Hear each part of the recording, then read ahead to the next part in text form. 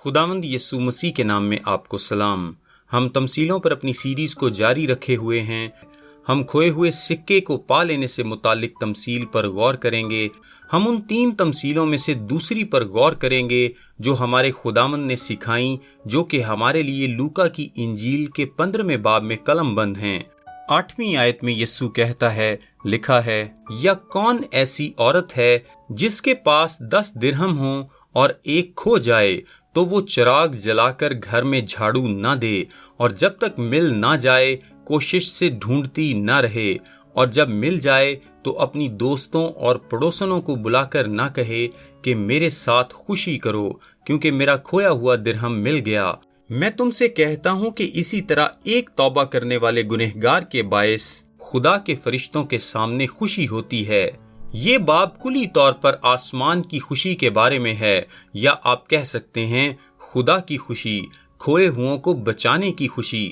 کلام مقدس کہتا ہے کہ جب مسیحی آسمان پر جاتے ہیں تو وہ اپنے خداوند کی خوشی میں داخل ہو جاتے ہیں۔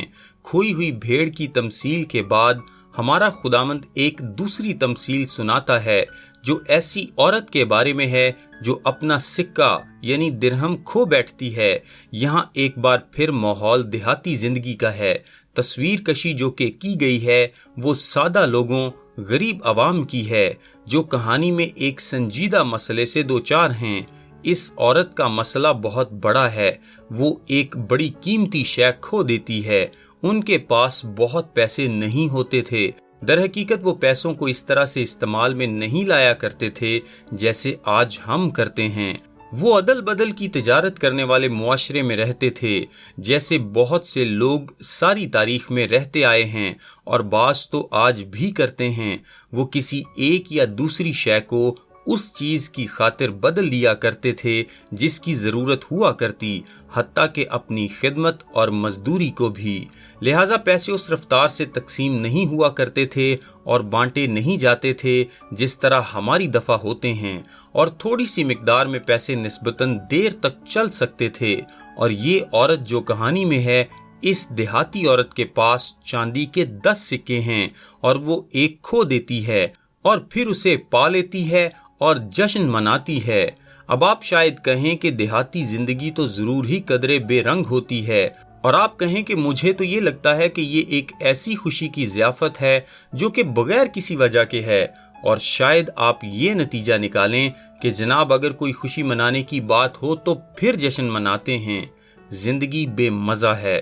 میرا خیال ہے کہ غالباً ایسا ہی ہوگا، لیکن میں آپ کو کہانی کے اندر لے کر جانا چاہتا ہوں، اور میں آپ کو ایک طرح سے ان فریسیوں کی حالت میں لے جانا چاہتا ہوں جو کہانی سن رہے تھے۔ سو ہم شروع سے آغاز کرتے ہیں۔ 8ویں آیت میں جس طرح وہ آغاز لیتا ہے مجھے وہ بہت پسند ہے۔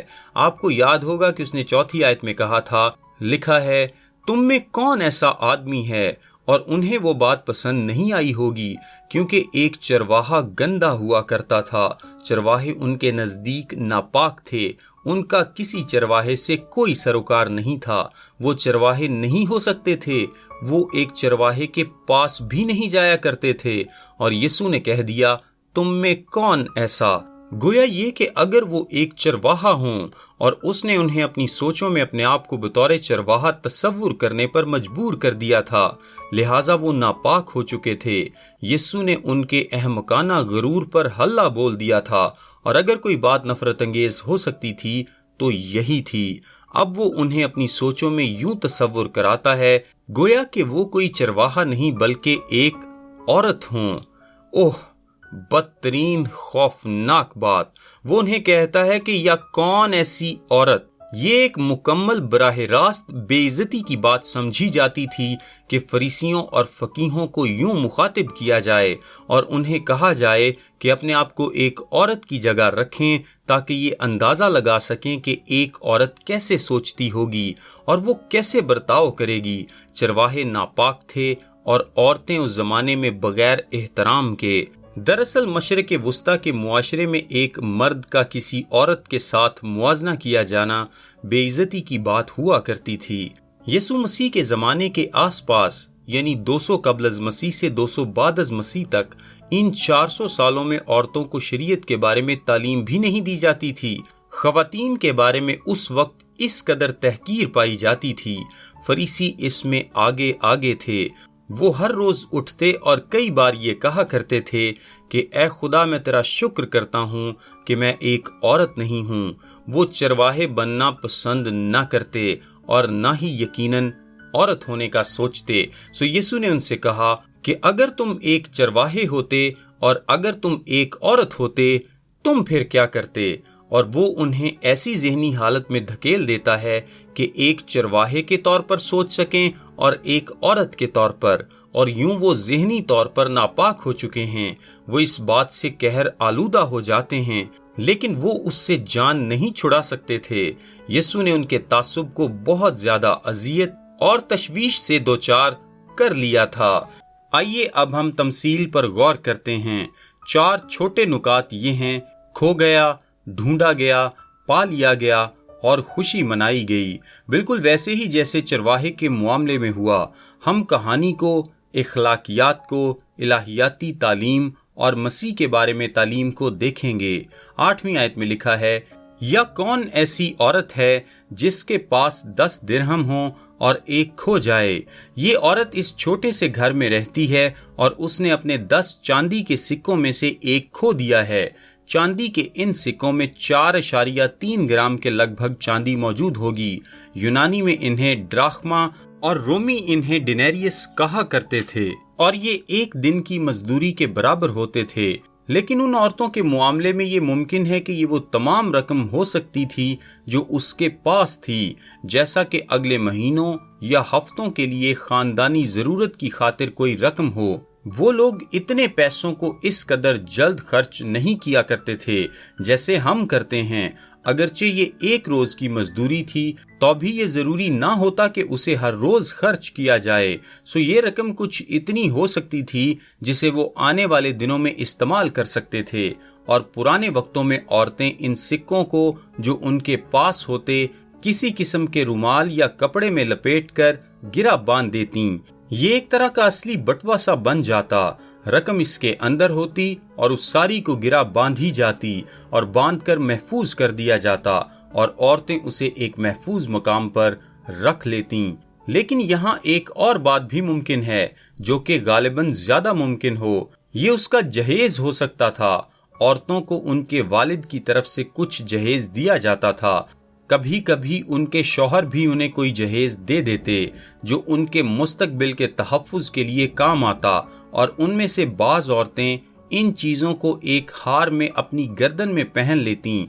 वो सिक्कों के अंदर से जिनमें सुराख किए जाते एक तार गुजारती, या फिर वो उनसे भरा थैला लेती और वो उसे मजबूती से उस चीज़ के साथ बांधती जिसे वो अपनी गर्दन में पहनेंगी, ताकि उनके पास उनका महफूज माल हमेशा उनकी मौजूदगी में रहे और ये उनका मुस्तकबिल होता। अगर उनका शौहर मर जाता है, अगर उनका शौहर बीमार हो जाता है, अगर खानदान में कोई हादसा हो जाता है तो फिर क्या होगा? ये उनका महफूज मुस्तकबिल होता।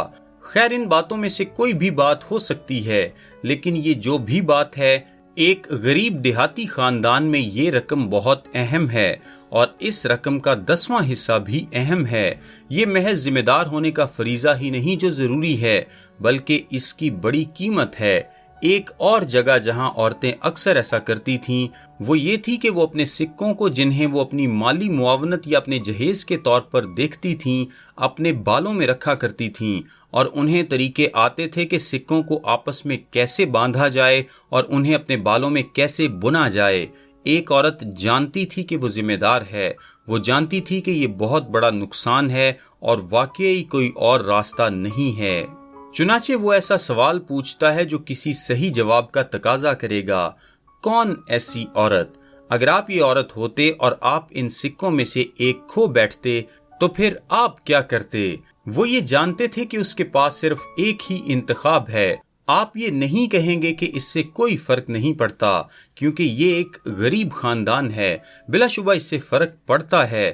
सो आप 8वीं आयत में खोए हुए से ढूंढे जाने की तरफ बढ़ते हैं। वो एक सिक्का खोती है, वो चिराग जलाती है, घर में झाड़ू देती है, जब तक वो उसे ढूंढ ना ले बड़े ध्यान से तलाश करती है। इसकी एक कीमत है। जैसा कि आप जानते हैं कि औरतें इस तरह की चीज के बारे में खसूसी मोहतात होती हैं, क्या वो नहीं होती? ख़वातीन चीजों के साथ जज्बाती अहमियत वाबस्ता कर लेती हैं। बहरहाल ये जज्बाती कदर कीमत से बढ़कर है, इससे बड़ा फर्क पड़ता है। लिहाजा एक सरगर्म खोज जारी रहती है। चिराग जल रहा है, मट्टी का एक छोटा चिराग है जिसमें तेल है। वो इससे हर गोशे और सुराख और हर कोने में देखती है। वो अपना तिनकों से बना छोटा झाड़ू निकालती है और झाड़ू देना शुरू करती है, क्योंकि मट्टी के सख्त फर्श की सतह पर गर्द मौजूद होती है। ये बड़ी खुश्क जगह है। वो सारी जगह पर झाड़ू दे रही है, इसी कोशिश में है कि वो उसे ढूंढ ले। शायद वो किसी झुरी में पड़ा हो, शायद वो मिट्टी के नीचे मौजूद हो, शायद वो किसी अंबार तले हो, और शायद वहाँ किसी चीज, किसी किस्म के आराइशी सामान के नीचे हो। और कलाम बताता है कि वो ध्यान से तलाश करती है। यहाँ इस्तेमाल हुए यूनानी लफ्ज एपीमेल्स का मतलब है देखभाल करने का फौरी एहसास होना। वो अपने छोटे झाड़ू के साथ घर के हर कोने में जाती है, हर शय को हिलाती है, हर उस चीज को उठाती है जिसके नीचे वो लुढ़क कर जा सकता था। अपनी रोशनी के सहारे हर दरार में ढूंढती है, और वो ये उस वक्त तक करती रहती है जब तक हम तीसरे नुक्ते तक नहीं आ पहुंचते। ये सिक्का मिल जाता है जो 8वीं आयत के आखिर में लिखा है, जब तक मिल ना जाए। 9वीं आयत में लिखा है, और जब मिल जाए तो वो ऐसा तब तक करेगी जब तक वो उसे मिल ना जाए। क्यों? इसलिए कि ये कीमती है, ये उसकी मलकियत है, ये खो जाता है, इसका वापस आना जरूरी है। ये बिल्कुल वैसे ही है जैसे 4थी आयत में चरवाहा है, वो उस एक के पीछे जाता है जो खो जाती है। और आयत के आखिर में ये कि जब तक उसे मिल ना जाए, और जब उसे मिल जाए, यही अगली 2 आयत में 8वीं और 9वीं आयत में लिखा है कि जब तक मिल ना जाए और जब उसे मिल जाए, चाहे इसके लिए कुछ भी दरकार हो। और यीशु मसीह के सामईन इसे मुकम्मल तौर पर समझते हैं, बिल्कुल वाज़े तौर पर। अब ये बात हमें इस हकीकत तक ले जाती है कि सिक्का खो गया, ढूंढा गया, मिल गया और उसकी खुशी मनाई गई। जैसा कि 9वीं आयत में है लिखा है, और जब मिल जाए तो अपनी दोस्तों और पड़ोसनों को बुलाकर ना कहे कि मेरे साथ खुशी करो, क्योंकि मेरा खोया हुआ दिरहम मिल गया। आओ जश्न मनाएं। वैसे ये दोस्त और पड़ोसी 6ठी आयत में मौजूद लोगों से मुख्तलिफ हैं। जहाँ चरवाहा अपने दोस्तों और पड़ोसियों को मदऊ करता है, यहाँ दोस्त के लिए यूनानी लफ्ज फीलोस और पड़ोसी के लिए यूनानी लफ्ज गितनास दोनों मुअन्नस हैं। वो अपनी ख़वातीन दोस्तों को बुलाती है। ये रिवायती था। उस मुआशरे में मर्द मर्दों के साथ और औरतें औरतों के साथ इकट्ठे होते थे। वो छोटे देहात में काफी करीब रहा करते थे। वो सब एक दूसरे से वाकिफ थे। हर एक का दुख सबों का दुख हुआ करता था और हर किसी की खुशी सबों की खुशी हुआ करती। चुनाचे वो अपनी ख़वातीन दोस्तों को इकट्ठा बुलाती है और वो ये छोटा सा शानदार जश्न मनाते हैं, क्योंकि वो उसे मिल गया जो उसने खो दिया था। और फरीसियों के लिए इशारा ये था कि तुम इसे समझते भी हो, क्या ऐसा नहीं था? ये सरीहन वाज़े है। बेशक वो कहानी में शरीक हो जाते हैं, वो औरत के रद्द अमल के साथ भी हम आहंग हो जाते हैं। उसने ऐन वही किया जो उसे करना चाहिए था। मैं भी अगर एक औरत होता जो कि सोचना उनके नजदीक एक भयानक तरीन बात थी तो यही करता। फिर 10वीं आयत में इतलाक की बात आती है। लिखा है, इसी तरह वो कहता है कि मैं तुमसे कहता हूँ, यानी जोर दिया गया है। इसी तरह एक तौबा करने वाले गुनहगार के बायस खुदा के फरिश्तों के सामने खुशी होती है। इसी तरह से ए फरीसियों, मैं तुम्हें बताता हूँ कि उस औरत की मानंद जैसे उसने एक खोए हुए सिक्के को पा लेने की खुशी मनाने की खातिर अपनी दोस्तों को बुला भेजा, मैं तुम्हें बता देता हूँ। और उसने ऐन उनकी तरफ इशारा किया और कहा, एक तौबा करने वाले गुनहगार के बायस खुदा के फरिश्तों के सामने खुशी होती है। वो इस बात से बहुत दूर हैं। यहाँ यीशु कह रहा है कि मैं इसलिए ये कर रहा हूँ क्योंकि ये वो काम है जो खुदा को खुशी देता है। उसे तुम 99 खुद रास्ती के शिकार लोगों से कोई खुशी नहीं मिलती। उसकी खुशी एक तौबा करने वाले गुनहगार के वापस आ जाने में है, यानी वो लोग जिनके साथ तुम मेल जोल नहीं रखते। अब इस जुमले पर गौर करें कि خدا کے فرشتوں کے سامنے خوشی ہوتی ہے، کیونکہ یہ ایک دلچسپ بات ہے۔ آپ شاید فوراً یہ فرض کر لیں کہ یہ فرشتے خوشی منا رہے ہیں۔ یہ حوالہ یوں نہیں کہتا، بلکہ کہتا ہے وہاں خوشی ہوتی ہے، اور اس کا مستند ترجمہ یہی ہے کہ خدا کے فرشتوں کے سامنے خوشی ہوتی ہے۔ جہاں فرشتے ہیں وہاں خوشی ہے، اور فرشتے خدا کی حضوری میں موجود ہوتے ہیں، لہٰذا فرشتوں کی اس موجودگی میں خوشی منائی جاتی ہے جہاں خدا موجود ہے۔ بہرحال خوشی سب سے پہلے کس کی طرف سے جاری ہو رہی ہے؟ خدا کی طرف سے۔ وہی ہے جس کی 7ویں آیت میں بات ہو رہی ہے جب کلام بتاتا ہے کہ آسمان میں خوشی ہوتی ہے۔ یہ خدا کی خوشی ہے جو آسمان کو معمور کر دیتی ہے۔ یہ خدا کی شادمانی ہے جو فرشتوں کو گھیر لیتی ہے۔ یہ وہی ہے جو آسمان کو اپنی خوشی سے بھر دیتا ہے۔ ہاں، بلا شبہ وہ اس کی خوشی میں شریک ہوتے ہیں، بلا شبہ وہ اس کی خوشی میں شامل ہوتے ہیں۔ فرشتے نجات کے کام میں بہت دلچسپی رکھتے ہیں۔ ایسا کیوں؟